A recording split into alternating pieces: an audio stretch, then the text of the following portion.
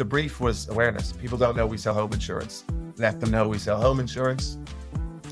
And the TV ad was the main sort of thrust of it. And if we got a 48% increase in searches or inquiries, you'd be happy with that. But it was a 48% increase in 48.8% increase in actual converted sales of home insurance. So I'm not sure I'll ever going to have that effect. Yeah, I love that because it was taken off air.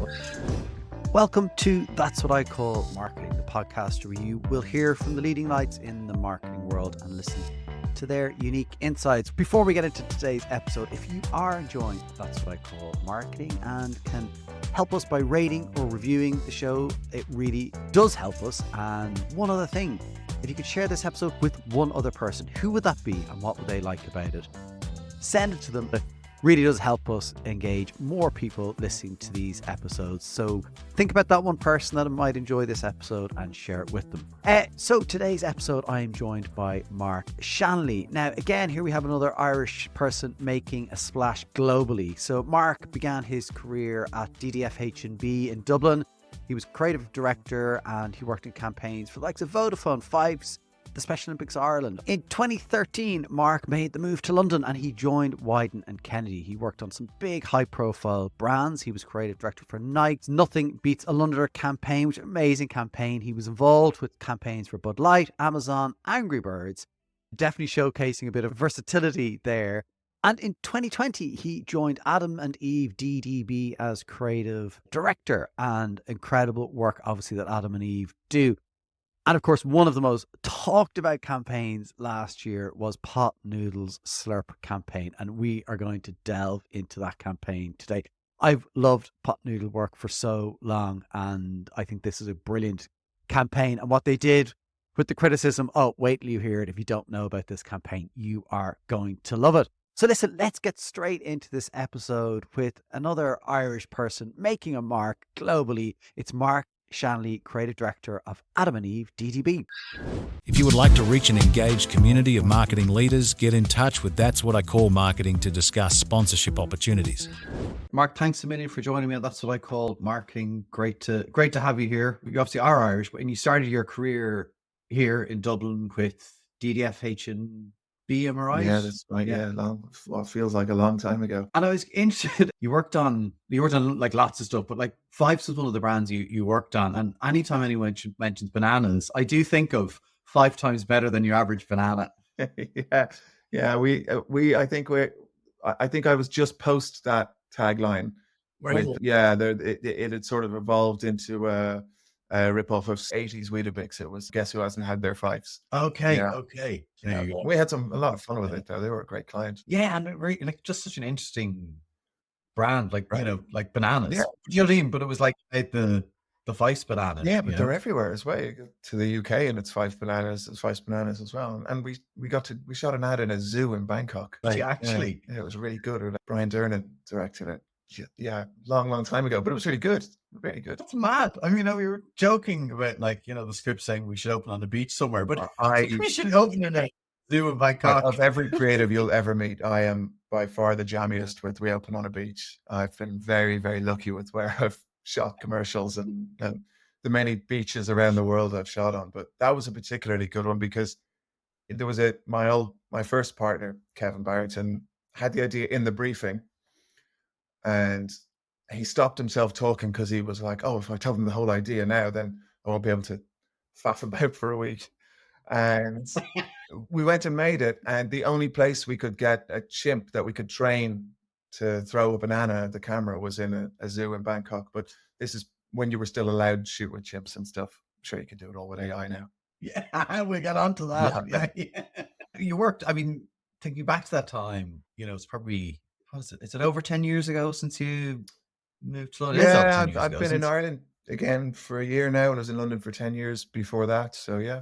A kind of different kind of landscape, I think, the Irish marketing world then, I think. But, some good work was coming out of that time. Yeah, I mean, my old partner, Paddy, and I were sort of desperate to get out and get to New York or London, or at the time Amsterdam was creating great global work. And because we thought you had to make sort of the best work in the world, and that was always our ambition. Was like, it was just the work. It wasn't about living in that place. It was just Brilliant. how can we get into a great agency and make great work that we're really proud of? And it, at the time, that meant you had to leave. And, we were fortunate because it was around the time of global recessions and stuff.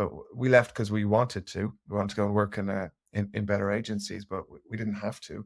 And a lot of people were leaving because they had to. So there was quite a big brain drain at the time, I think. Yeah. But I don't think it's the case anymore. I mean, Yeah. There were no Irish agencies winning, apart from one exception when Chemistry did those Power of Press ads. There were no Irish agencies winning stuff at Cannes or any global award shows. But now it's commonplace, right, for Irish agencies to be up on stage at Cannes and D&AD and stuff. So Yeah.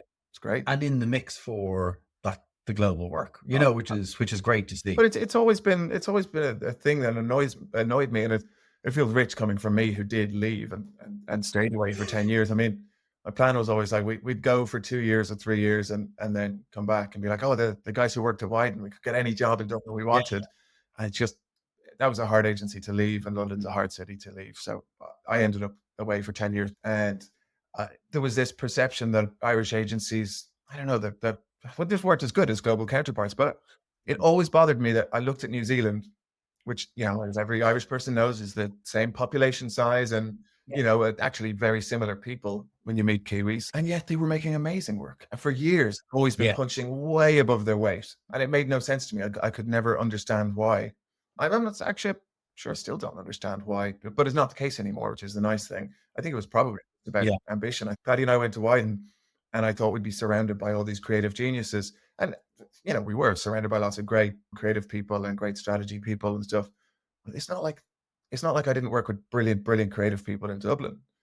There just wasn't the mindset of the whole agency, I guess, to believe that we could make world-beating work. Corey Hamilton talked about from Boys and Girls as well. There's a bit of a, we don't want to brag. And then if someone is bragging, we're like, oh, look at you, above your station. Absolutely. You don't want people to say you have notions. Oh, heaven. And like, there's humility. And so, and like, I even still find like, we can't take a compliment. Oh, I hate it. They like my work. I don't know where to look. It's just, it's a nice quality though, like in people, but it's probably not a helpful quality in business. Yeah. How did a guy from Dublin end up in Widen Kennedy? Because Widen Kennedy, I think for anybody who's kind of looking at that going, wow, I mean, they were doing big brands, amazing work. Yeah. So how did that happen? Did you just write a letter? No, so I went with Paddy. We were like, right, we have to get to somewhere like a Widen. And I didn't believe we ever actually could. It's the Irish thing again. It's like, we'll try. But he definitely did. And we started making better work, which was a process, but we definitely started making really good work. And that was part of it. But we started doing lots and lots of side projects, loads, to just try and get ourselves spotted. And we just got lucky with one. We did this thing where we got like stupid quotes you hear around the building. Everyone does this like overheard in ad agencies things. And we turned them into posters, and they were kind of 4 funny posters. I think we put them on Facebook, and then we started asking our friends to do their own. We did an exhibition and we sold them for charity. So it kind of blew up a little bit. It was it got picked up by Huffington Post and Wired and things beyond just Adland. So that got us on a little lecture tour. We just got asked to speak at a load of things, which was great. We were the sort of like comic relief at a few marketing conferences.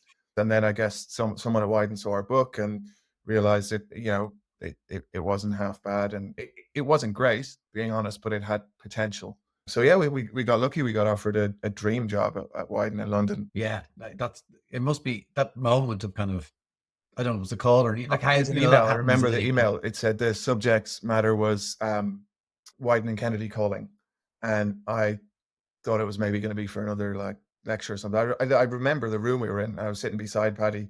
I remember I had just started seeing my girlfriend, who is now my wife, and I was like, we'd been together, I don't know, 6 months or 9 months or something, and I was like, oh, I'm thinking of moving to London. I was like, oh, maybe she won't understand, but she worked in an ad agency as well, and when I told her it was go to Widen, she was like, go, don't even think, you have to take that.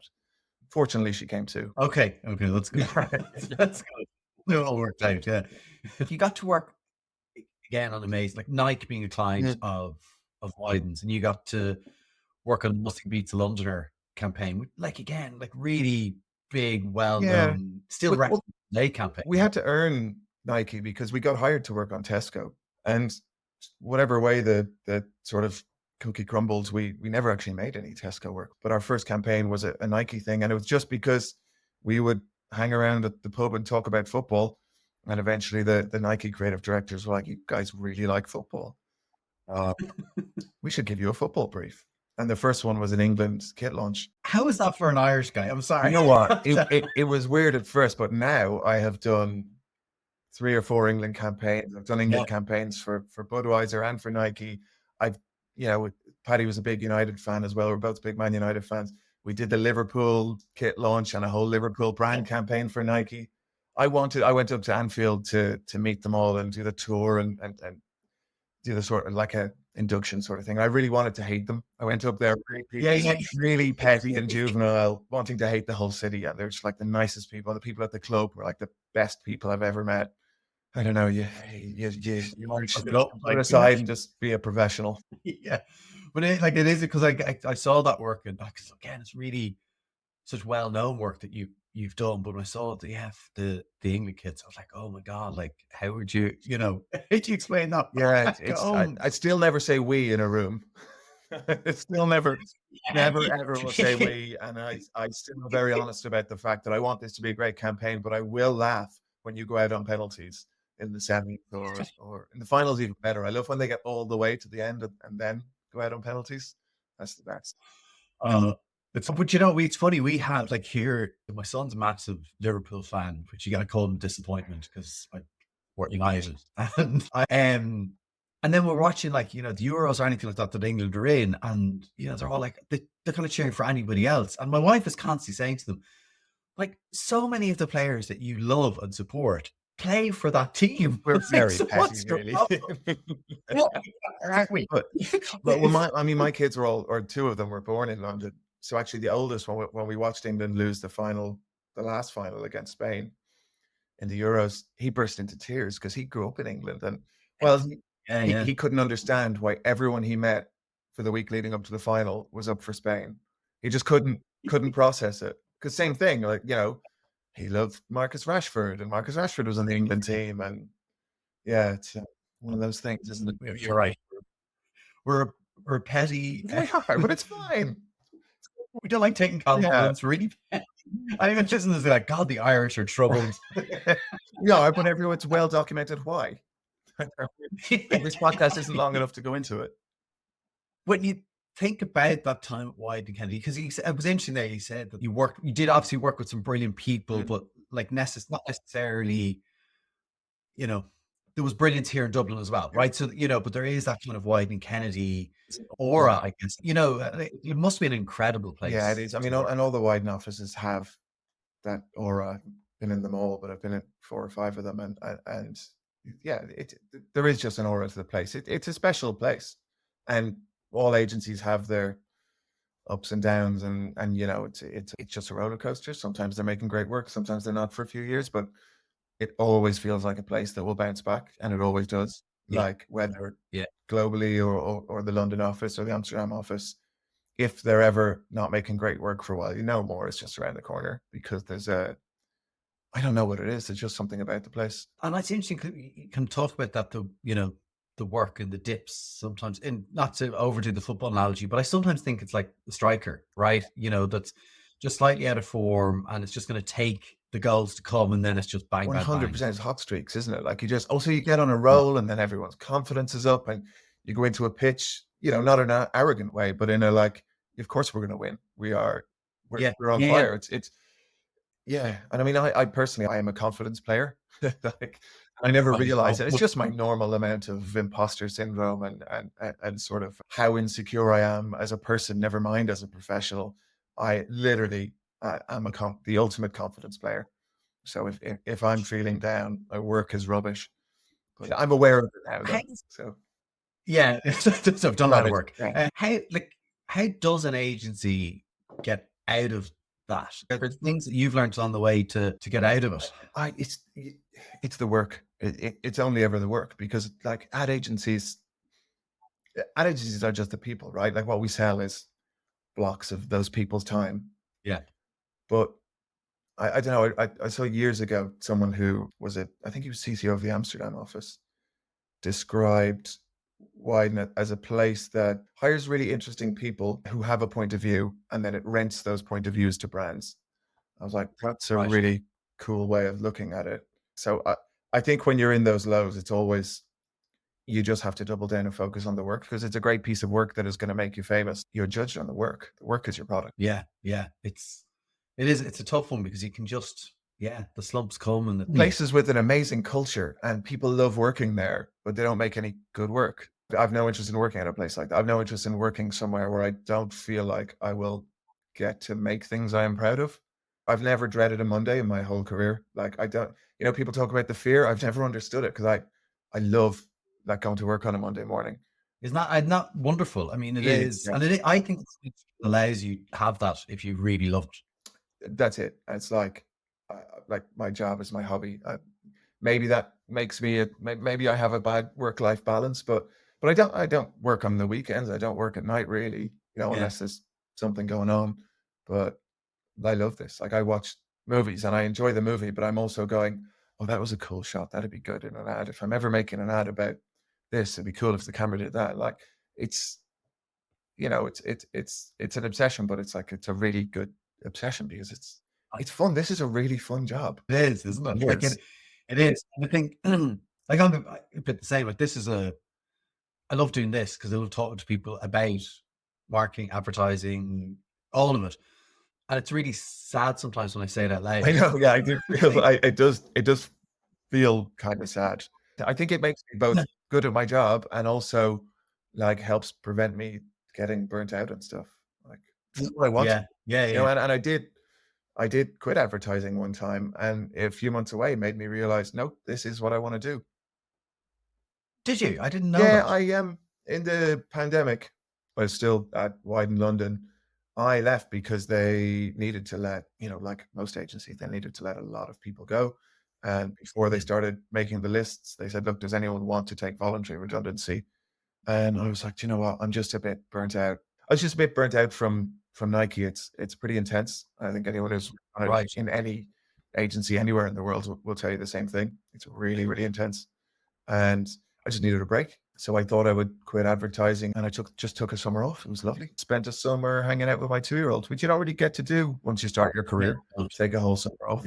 So it was a dream. And then I was turning down lots of freelance work. And I was talking to Amazon Prime about like a movies creative director job. And I was talking to Man United about a creative director job. And I was down to the final 2 for that. And I was like, well, this is perfect. This is my dream job. They've never had a creative director before. I mean, like, this is going to be amazing. And one day I was talking to my mum about turning down freelance. My wife overheard. She was like, so you've been turning down freelance work? Like, yeah, I don't want to do that. She was like, you might never work again. You just might never get a job again. You have to. So I took on a couple of freelance things. I was like, oh God, it's just, I realized I actually liked doing it. I was like, God, this is great. I think I do want to keep doing this. And then I got offered, really completely out of the blue, got offered this job I have now at Adam and Eve. And Mary wanted to keep doing her job at Apple, which is in London as well. So we went, we'll go back to London for another couple of years. And that's what we did. That's incredible to have that. Those things are kind of, in a way, like when they happen, I'm not saying it's luck, but like in a good way, that opportunity came up. You're like, actually, I'll take this and I'll go. And then, I mean, you're not supposed to say the pandemic was good for you because it was so terrible for so many people and so much awful still happened. But actually what it did for me, like structurally with our lives, was amazing, because we realized we can work remotely and we can be in Ireland. So it was just luck, because I didn't plan it. And, the right things with the right times sometimes. Can I ask you maybe about the intensity of Nike? Was that client-led pressure? Like a little bit, but also like self-applied pressure, because I think Widen has had a reputation for, people used to call it weekend and Kennedy, because we all worked all night and all weekend, and we did, but no one ever asked us to. Like there was no ECDs going, you better have this on my desk for Monday morning. What it was actually, us looking around and going, oh shit, they're making that 3 dancing pony ad, and over there they're making this amazing Lurpak thing, and what do we do? Oh shit. So our, like, Paddy and I, our thing was like, oh god, maybe we're not as talented as them, but we will outwork them. And that's what we Right. did. Because I mean, like, I'm no better at this than anyone else. I just work really, really hard. And that came from when Paddy and I worked together. We would just outwork people. We would just stay there all night, or come in on the weekend, or go work in each other's flats on the weekend. And it again, he's the same as me. He loved doing it. So it was like we were happy doing that. It was like a pressure we put on ourselves. And then the Nike thing sort of doubles it, because they have this pretty intense company, and they have this like athlete mentality where, they're like a Right. sports team. But also with the work, they've made the best work in the world for 30, 35 Yeah. years now, like unquestionably. So you would do this thing, and you'd be like, okay, we've got this idea, and I'm so excited about this. It's the best thing ever. And they would just be like, yeah, we did this. We did this in 2005 in Chicago for baseball. It's like, but this is 2019 for Germany in football. And they're like, no, we've done it. And that, which is awesome and like really inspiring, but it's just hard because they've done everything. And You- also, like, good isn't good enough. It has to be the best. It has to live up to the standard, which is like up here. So it was just, yeah, it was just really hard and really draining. But also I loved it. And Tony Davidson, who was the ECD who ran the agency at the time, he said one time, yeah, but when you've done this for a while, it's like going through a meat grinder. You can do anything. And it's like the truest thing, because nothing Really? phases me anymore. I'm like, Right. I don't get stressed by pitches or anything like that anymore, because I just don't feel like any work experience could rival the intensity of being the creative directors on Nike for a few years. It's Wow. amazing, but it's just so intense.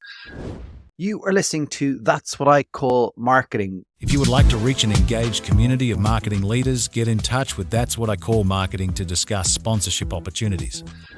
So Adam and Eve, kind of, you said it accidentally almost happened. How did that come about? Was it another Adam and Eve calling? No, it was If you- no, it wasn't. It was a recruiter, actually. There was a recruitment agency called Unknown, who they put together this thing where they would get all the remember loads of people were furloughed. They're like, okay, we'll take all these talented furloughed people who are, being paid to do nothing, and we'll get them working for charities. I was like, oh, this is awesome. And I just stumbled on it on LinkedIn, and I saw they were doing one in Ireland for Special Olympics. I was like, that's amazing. So I just sent them an email, and I said, look, if you want a creative director or an art director or a graphic designer or anything on the Irish stuff, give me a shout. And they were sort of happy to have me on board. So I did that. I spent a few months, and it was really fun, actually, because I got to like write and create a campaign for Special Olympics, who couldn't go out on the streets and shake buckets to fundraise because you weren't allowed on the streets, and no one was in the supermarkets. And so they were down a lot of money because they had no money to make anything. I was able to just like call people who I used to work with when I did work in Ireland and go, hey, we need a director. And my friend Dara was like, I'll do it. I was like, well, I need a production company. And Paul Holmes at Red Rage was like, I'll do it.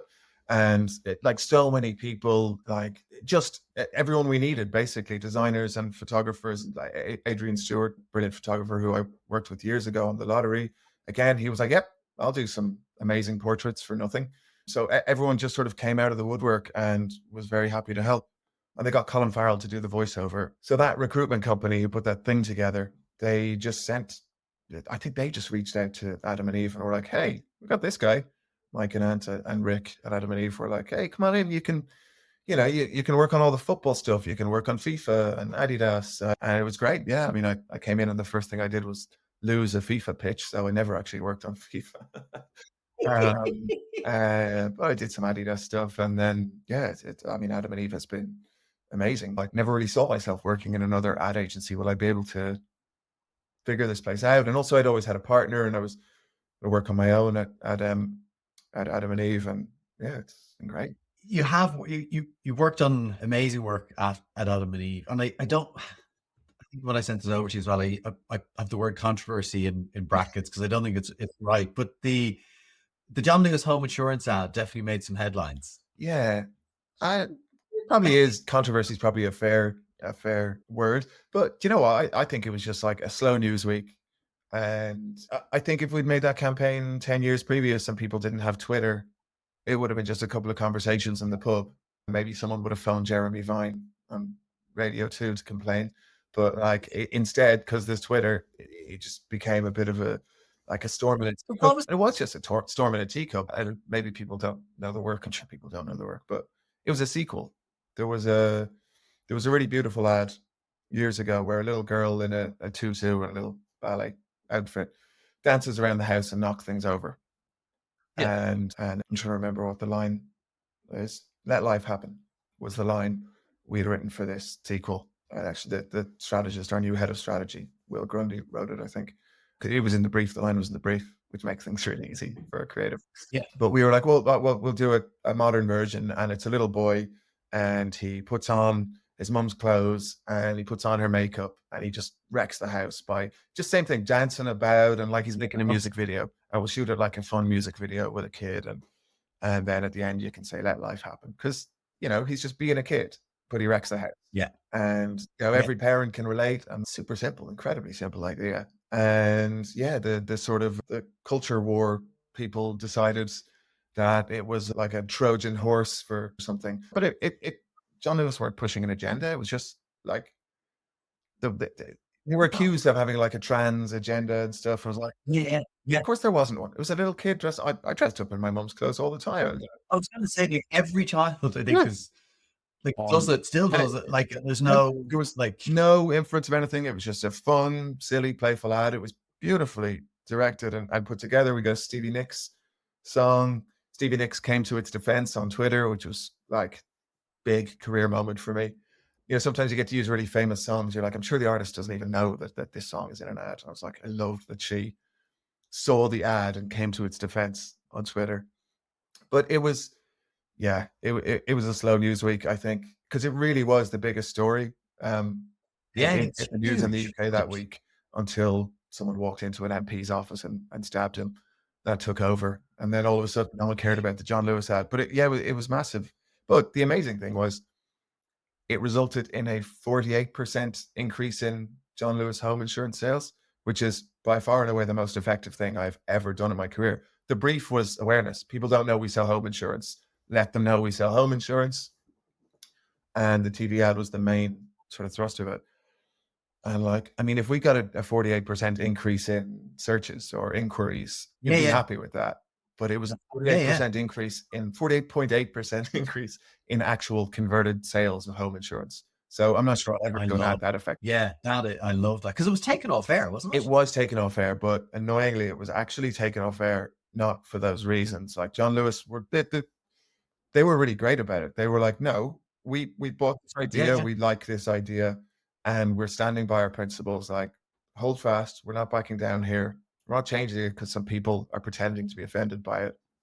But the regulator decided that some of the claims in it, some of the things the kid does in the ad, like he gets paint on the wall and stuff, wouldn't be covered. Like, actually, your insurance, your home insurance wouldn't cover that. So it was pulled on those grounds, not because of the controversy, which is very annoying because it's like the third TV ad I've had pulled, which is really annoying. But at least it had done its job. It's hard to, it only ran for a week, I think. And then, yet it still had those amazing numbers. Yeah. And love it. I love that stat as well, by the way. You know what? I looked it up. I looked it up this morning because I knew you'd ask me about it. And I was like, yeah, it had really good numbers. What were they? And actually, when I looked it up and found it this morning, I was like, God, I didn't even remember they were that good. It's wild. Was the next, you mentioned the three have been taken off air. Pot Noodle Slurp campaign. Was that actually, because that's one I wanted to ask you about. Was that taken off air or no? That wasn't pulled. That's not one of them. Okay, so I have to ask you, which were the other two that got taken off air? Nothing Beats a Londoner was pulled. That was only on television once. That was on TV during the ad break of the Brit Awards, and it was in cinemas. And then that was taken down. That was over a court case around the logo. We had this Londoner Nike logo at the end, and there was another. It was like LDNR, and there was another brand called LNDR. So the whole thing. So there's nothing to do with the spot. It was a separate thing, and it was a court case. And Paddy and I also made a TK Maxx ad that was pulled because it was someone who fell asleep on an inflatable mattress and drifted out to sea. And it was like a silly, funny, playful ad. We were really happy with it. And loads of lifeguards complained that we spend all our time telling people not to fall asleep on inflatable things at sea, and you're making a joke about it. So I think because it was one of a series of 3, they just took it off air because they had the other 2 that could still run. But yeah, it's not a great record, is it? Yeah, doing their job. And then when you balance it up against like the, multitude. I did a Counter Viewer Awards. I think I said it to you. Like was it 90 something awards you have? Like it's nuts. Yeah, I Like it balances itself I out. remember we as the talked Irish. about Irish people not taking compliments. Yeah, yeah. They're not my I don't win awards. They're awards. like, there's a lot of people. Yes, I have them strategically positioned behind me for these calls, but What a award. So I did mention Pot Noodle Slurp campaign, and it wasn't taken off air, but I think people wanted it Yeah. to be. I did. It was brilliant. So I love Pot Noodle work. I think they've done amazing work through the years, and this was brilliant. People were upset by the slurping sound. Yeah. So people don't know, you might give a quick kind of, this is what the ad Well, is, and you can do the slurp sound as well. If you It's an want. interesting story. Well, do you know what? I learned the hard way was, I don't know if this software will do it, but Microsoft Teams filters out slurping. So what I hadn't realized was for Oh, weeks I was reading the script to people and acting it out on Teams calls. And every time I would do the slurp, there would just be silence on the other end because Teams was filtering it out. Ages to realize that. But it's another one of those that just sort of lots of things fell into place and it happened. Like we didn't set out to annoy people. We had loads of ideas. We had a really good meeting for like a new brand campaign where we put, I don't like to do the sort of like dry ice and red curtain and go, ta-da, here's your idea. You have to buy it. We're the experts. So we did like a day at the agency where the clients come in and we had 8 different sort of things we found interesting. And some of them were a script and posters and a whole campaign worked out and was all on the wall. But then some of them were just like a weird, sticky little thing that we liked. And one of those 8 things was the slurp. And we're like, I don't really know. I didn't really love the script as it was at the time, but definitely like a slurping noise. It's super ownable. You slurp a pot noodle at the end, whether you want to or not.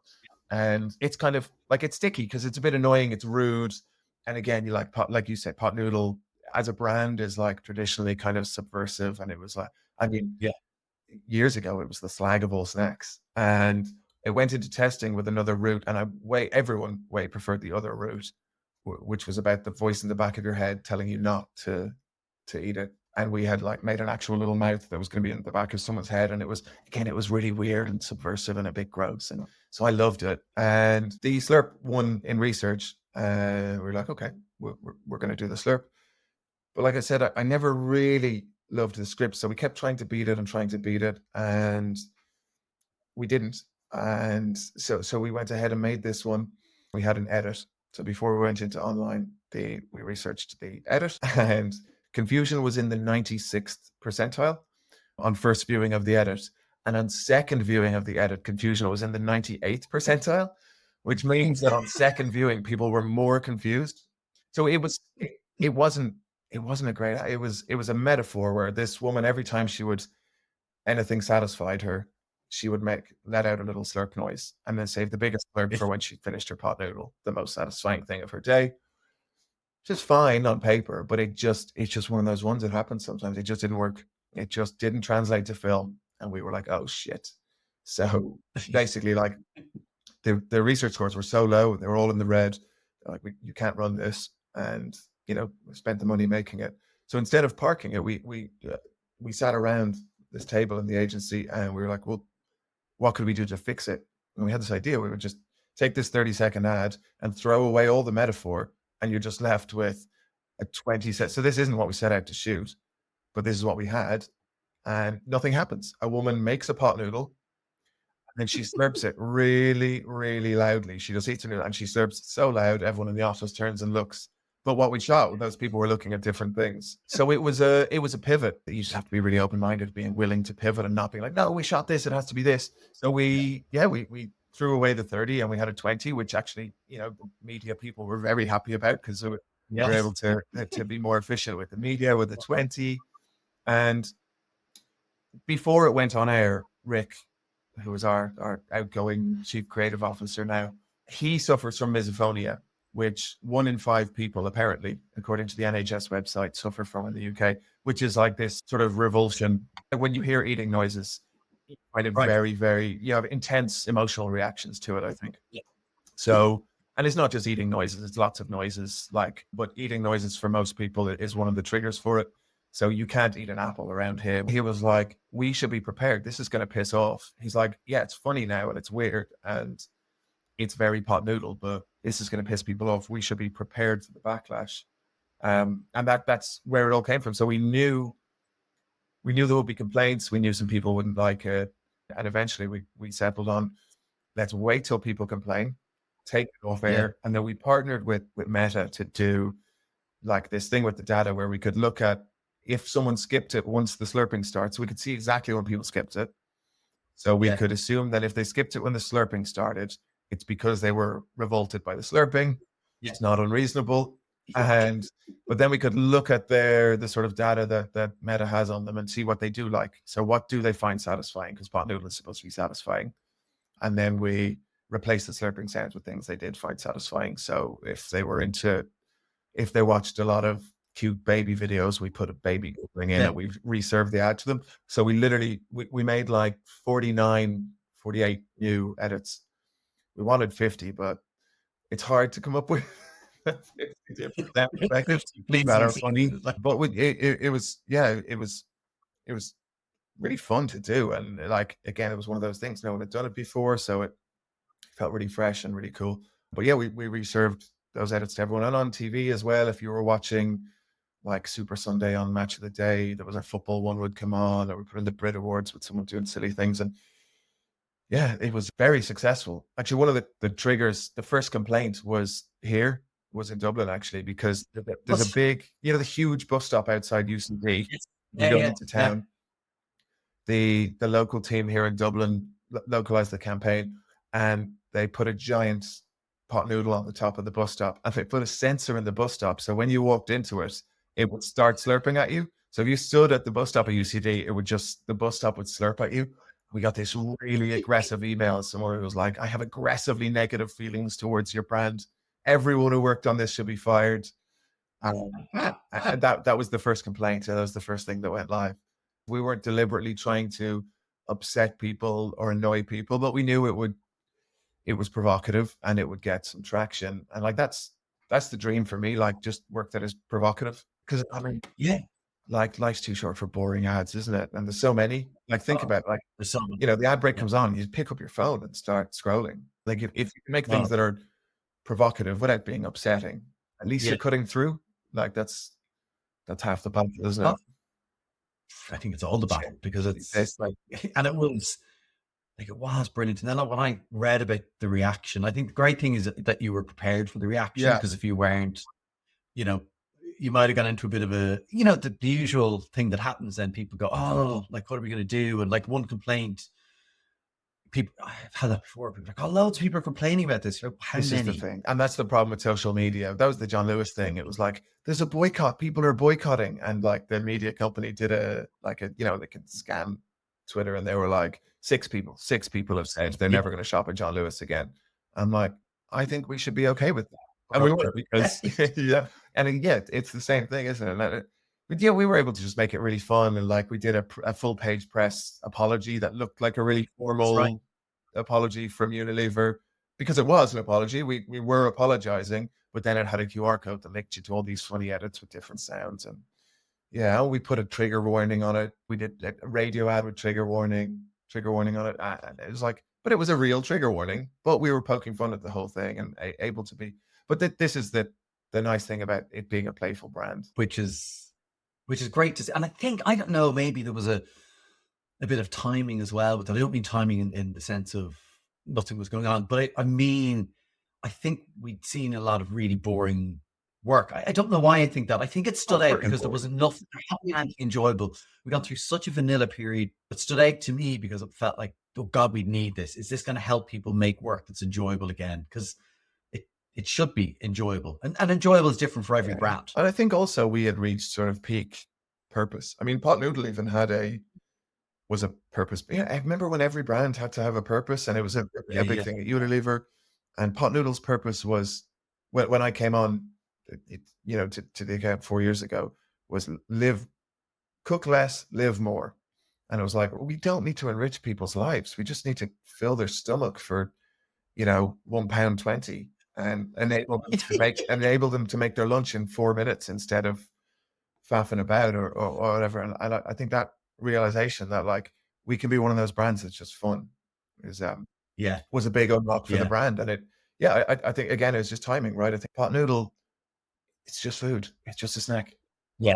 Honestly, it's Yeah. not. We're nearly at time, and I know you've got a pickup to do, but I did want to ask you because I've talked to other people about this. I do think, and I could get it wrong, but I think this year is going to be a pretty big year of disruption for the creative and advertising industry and marketing in general, right? In terms of, I think the impact of AI and that disruption. And I'd love to just get your perspective on it. And I think predictions are hard, so I'm not asking for a prediction because that's difficult. But maybe your thoughts on it and how it's Yeah, I mean, I think we're probably all. I think everyone's using it already, aren't they? I mean, like a little bit. I use it for mid journey. Sometimes when I need to make an image, I know it will be faster, and sometimes I'm a higher quality than sitting around for an hour making a Photoshop comp.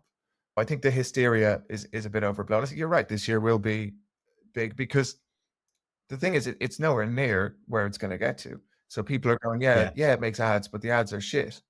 The examples of ads I've seen where AI did the whole thing, they're crap. Having said that, it is really, really helpful for certain things. I think people are just being a little hysterical and jumping to conclusions, going like, it's not good at making ads. It's like, that's okay. It's not for making ads yet. It can be for making lists. It's like, well, it should be for like the things we don't want to do. Like people like making ads. Why are you using it to make ads? Like let people make ads. We'll do a better job because we are people and we have insights. I came into advertising not long after the sort of end of typesetting. Like when I was a kid, my dad worked in an ad agency. He was in media.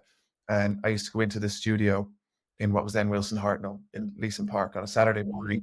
And he would let my mum have a lie in, and he would bring me and my sister into and he would do his work. I don't know what he did, but he would sit in his office and we would go and play in the studio, in the creative department. And I would play with Letraset, which was like, before computers, you would like rub these sheets that you'd rub letters onto layout. By the time I started working in advertising, that was gone and we were using computers, but it wasn't long gone that like people were using metal type to set type.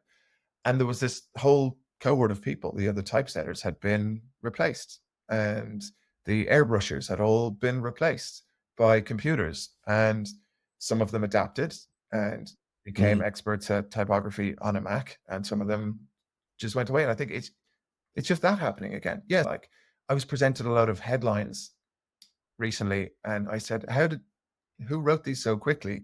And someone said they had put it into an AI generator. I don't know which one. The headlines were shit. Yeah. And I had decided they were shit headlines before I knew they were written by AI. So it wasn't a bias thing. I was like, you can do that. A client can do that themselves. Anyone can put the brief into a set of prompts.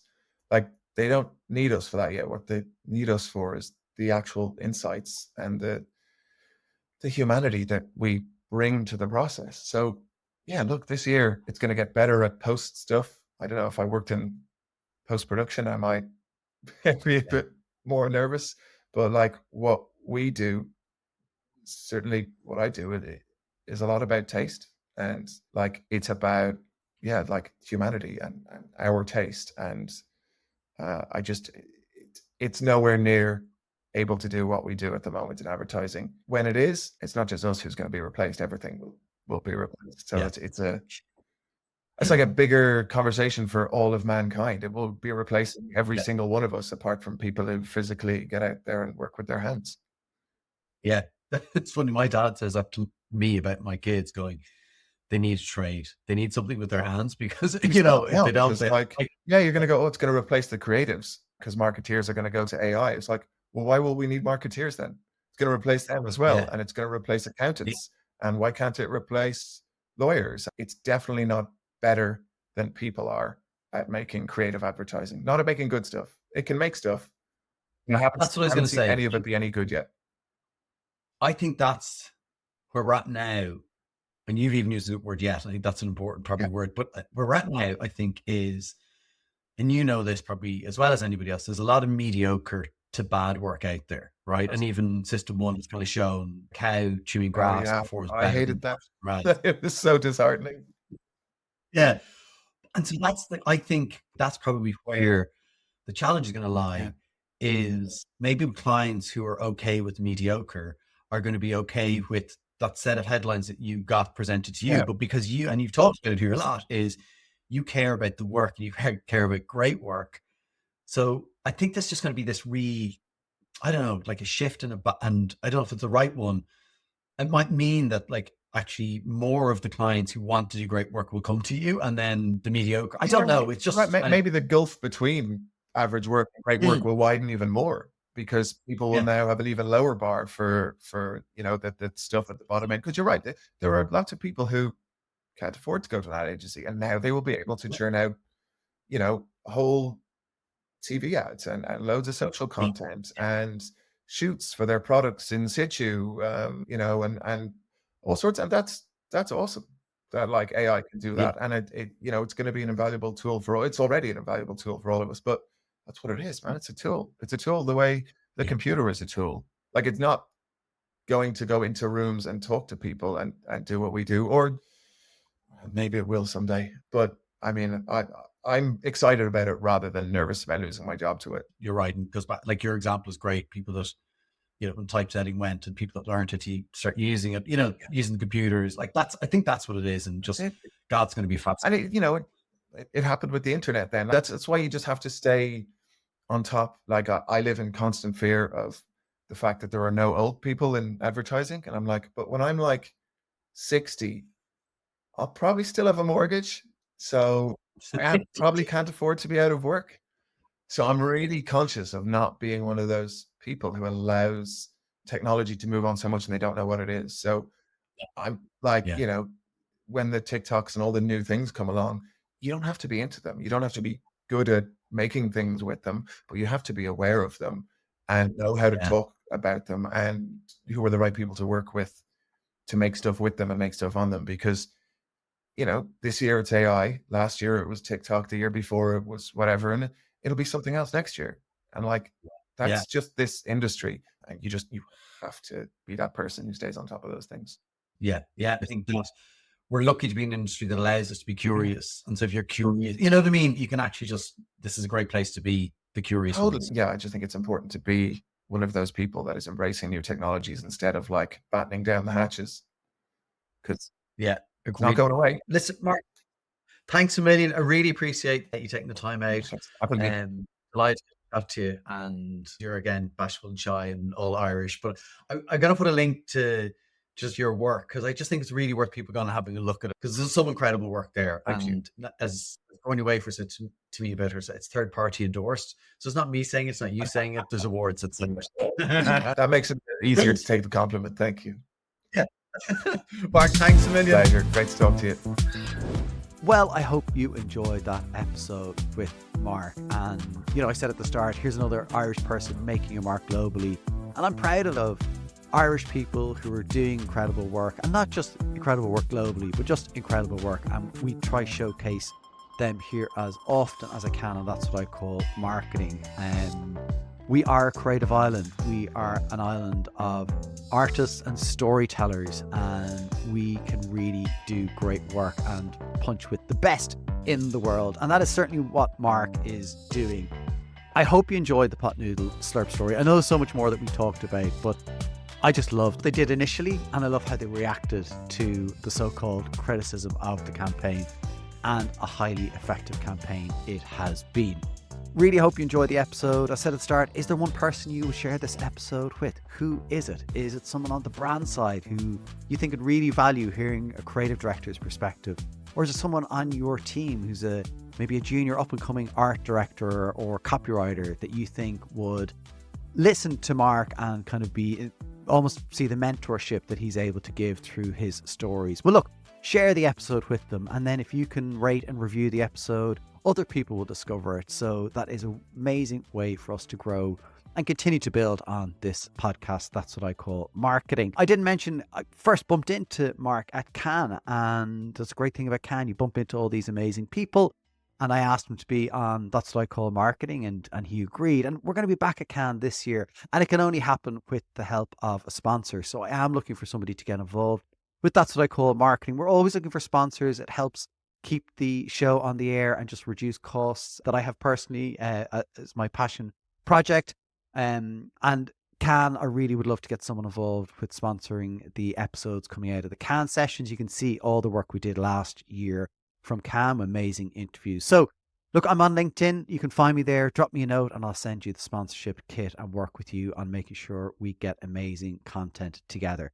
Look, that's it for today's episode. Thank you so much, as always, for tuning in. It makes such a difference knowing so many people get such value out of the episodes that are being put out there. And I love all the messages that come through, either privately or on posts that I put out. I really, really appreciate it. If there's other things you'd like to hear on That's What I Call Marketing, do let me know. Always interested in hearing people's perspectives and views on what will be valuable to them. Listen, that's it for today's episode. From me, your host, Connor Byrne, thanks so much for tuning in. If you would like to reach an engaged community of marketing leaders, get in touch with That's What I Call Marketing to discuss sponsorship opportunities.